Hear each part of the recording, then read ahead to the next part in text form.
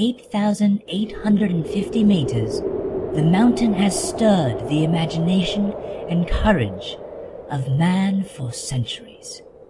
Hundreds have died trying to climb to its summit, and now a city slicker with a borrowed sleeping bag but a lot of heart is about to attempt to trek to its third base camp.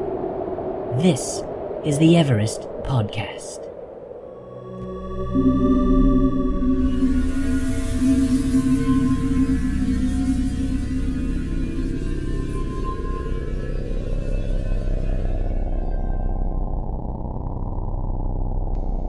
All right, and this is episode 2 of the Everest Podcast. My name is Eric, and I will be your host for this podcast series. So this is episode 2. Pretty exciting. Clearly, I am now committed to seeing this thing through.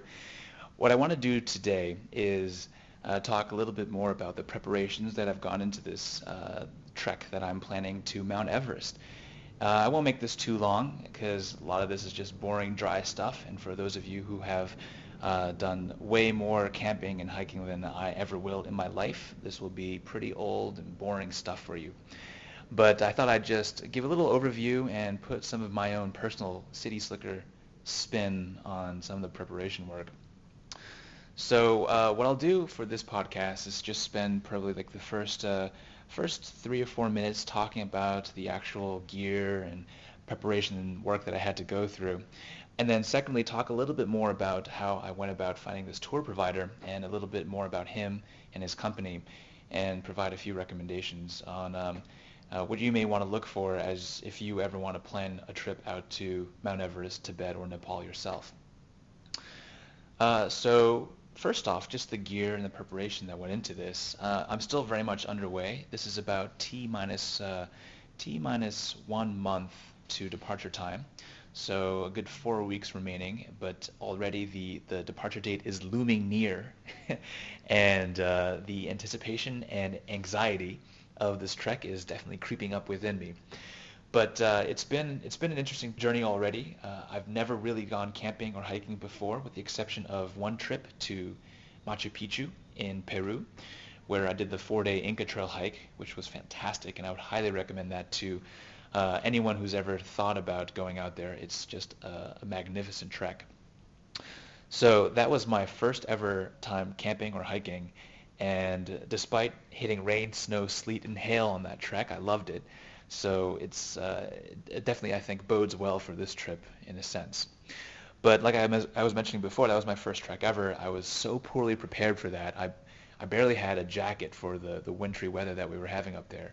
But I had, no sleeping bag, no sleeping mat, no hiking boots, nothing. So for this trek going to Mount Everest, I thought, well, gosh, this is Mount Everest. I better pull my act together and do some sort of preparatory work before I actually head out there. So first things first, obviously, was buying boots. I shopped around, found some great pair of boots, broke them in at Tahoe in California, doing 2 days of hiking, and they seem to be working out well.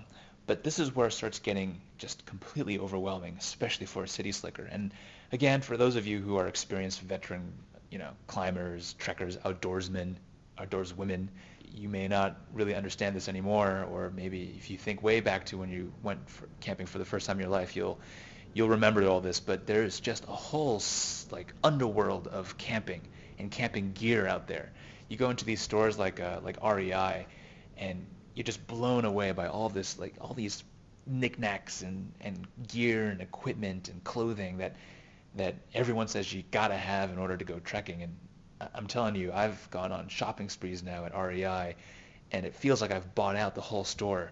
My credit card is in the 4 or 5 digits, it seems, and still it doesn't seem like I have enough gear to be properly equipped for this Everest trek.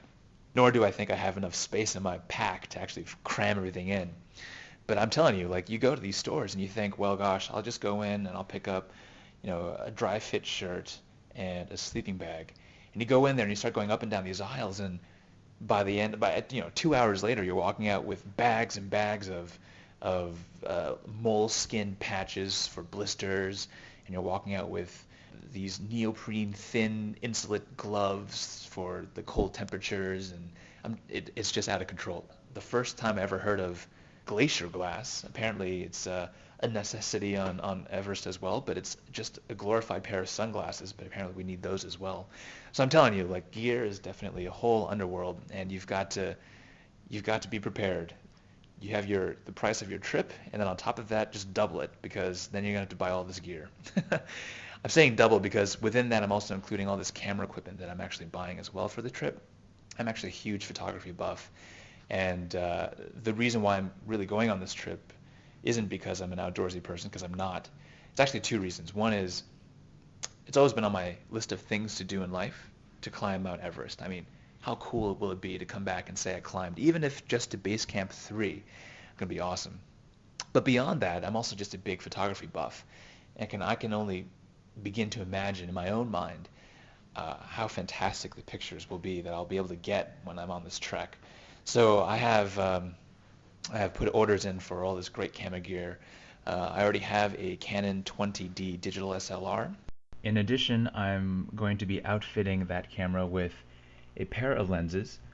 The first will be a 17 to 85 millimeter wide angle, pretty much all-purpose lens.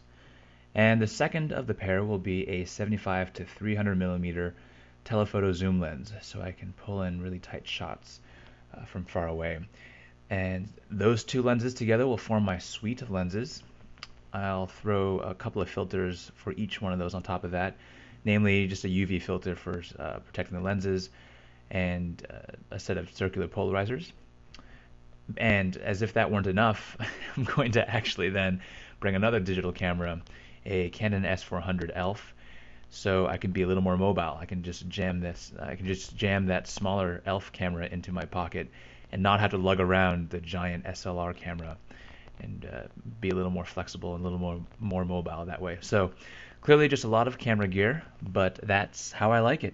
And one more thing, you probably realized or picked up on already that the sound suddenly changed and got really funky about a minute ago.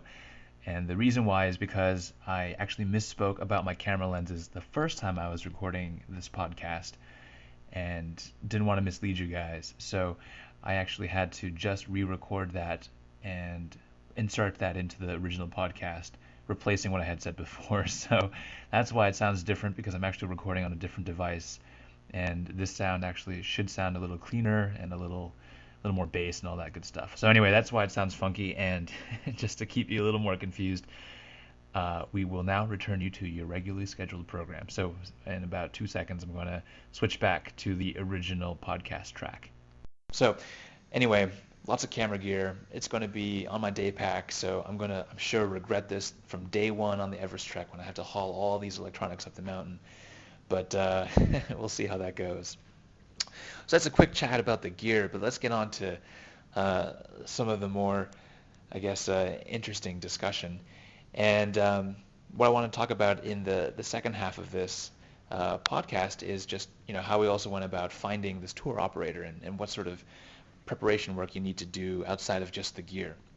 And I'm telling you, there's again, like a myriad of different operators out there. It can get really confusing. And I was lucky enough to find this one guy who is a friend of a friend. This friend, who I will hopefully interview in a later podcast when I return, is a professional climber, mountaineer, outdoorsman guy. And so he has a friend in Nepal who runs his own tour company, and we'll be using him. It's called Nepal Myths and Mountain Trails, and the website's URL is www.nepalmyths.com. So definitely go check them out. And while we're on the topic of websites, let me give you the address for my website, which is linked to this podcast. It's pretty self-explanatory, but it's www.everestpodcast.com. Easy to remember. Again, that's www.everestpodcast.com. And definitely go check that out. I'll put a lot more information up there. My photos will, I'll post a bunch of my photos up there, hopefully photos that will tie into this podcast, and a lot of useful links that I've found along the way, as well as the link to the tour provider that I'm using as well. So definitely want to throw a plug in there now for this guy, Nepal Myths, and hopefully as I go along and actually see how his services are, I'll just love the tour company that much more and recommend him even more. So just stay tuned for all that. But definitely go online, check everything out. There's a lot of stuff out there. And if you have any questions, you can always contact me via my website as well. There's a contact me page, and I'll be happy to share with you more information about, the preparatory stuff and all this work. But definitely here are some considerations when you're going out there. And one thing that I definitely want to talk about is sort of security and safety. One of the big considerations that we had on this trip was, how do we get into the Tibetan area? How do we get into the Everest region? And what's the safest and sort of most secure approach? And there's basically two options for getting at Everest. You can either come at it from the Tibetan side or the Nepalese side. The Tibetan side is the northwest approach, and that's the approach that we have actually settled in on ourselves. The alternative is the southwest approach, which is the Nepalese side, and that's actually the approach that was made famous with the book Into Thin Air, where back in, I believe it was 1996, a series of expeditions went up, and it was just a horrendous disaster where freak storms and basically bad planning and guiding from a variety of different expeditions resulted in the greatest number of deaths on Mount Everest, I think, in the history of mountaineering on Mount Everest. So anyway, that book, which was my homework for this trip, which made me completely freaked out, by the way, made the southwest approach pretty famous. But we're actually taking the northwest approach, which allows you to climb much higher with no mountaineering experience. In fact, where we're going, which is Advanced Base Camp 3 from the northwest approach, is the highest point in the world that you can climb without using any professional mountaineering gear like ice picks and crampons. Highest point in the world. That's pretty cool. And there's no way you're ever going to find me climbing any mountain with an ice pick. That's just never going to happen. So this is as good as it gets for a city slicker like myself. But so I would say, first decision is figure out what your approach is, south or the northern approach. And then the other consideration as well then is if you take the northern approach, which is what we're doing, you got to be careful for Nepal. Now, there is a civil war going on in there. A rebel group, a large Maoist rebel group is sort of battling the government at this point in time. There are varying opinions as to the level of security in that country. Many people think it's just completely dangerous, and unless you have an absolutely critical reason to go, you should avoid Nepal at all costs. This is the position taken by the U.S. State Department. Reckless individuals like myself have ignored this warning and decided, well, gosh, we might as well go anyway and just stay smart about things. And there are a bunch of people who I've talked to who have also said, look, as long as you're smart about it, don't cause any trouble, don't make yourself stand out, you'll be fine. And apparently major cities like Kathmandu and also the Everest region are relatively safe with the Maoists. So that's what I'm hoping for. I'll keep my fingers crossed. Apparently the only major scuffle that we need to be concerned about is if we come across Maoists, then they will often ask for a tax or a contribution from tourists of maybe $50 or so US, not much more, basically to help them fund the revolution. My whole stance on this is if any revolutionary or rebel comes up and asks me for money, they can have it. I will ignore their cause at the moment just for the sake of safety. But beyond that, I don't think there's too much more for me to worry about, but we'll see. Knock on wood. Let me see here. Knock on wood. So that's the consideration. Definitely think about Nepal. And also, actually with Tibet, you have to just be careful about having the right preparation for getting into Tibet. You need more than just a Chinese visa. The Chinese government has placed special restrictions on entry into Tibet. You need a special permit to get into the Tibet Autonomous Region. So make sure you do some advanced planning on that as well. I'm speaking from experience because, as is my personality, I waited to the last minute to get this trip off the ground, and I'm still in the process of actually finalizing a lot of the planning and tying up loose ends. And one of those is actually getting a Tibetan visa. So definitely plan ahead and try to get that as soon as possible, because it could take anywhere from just a couple of days to even a couple of weeks to get the Chinese government to approve your entry into Tibet and to give you the appropriate paperwork. So that's my recommendation to all of you guys planning any kind of trips into this area. So that's all I wanted to chat about for today. If you have, again, any questions, feel free to email me.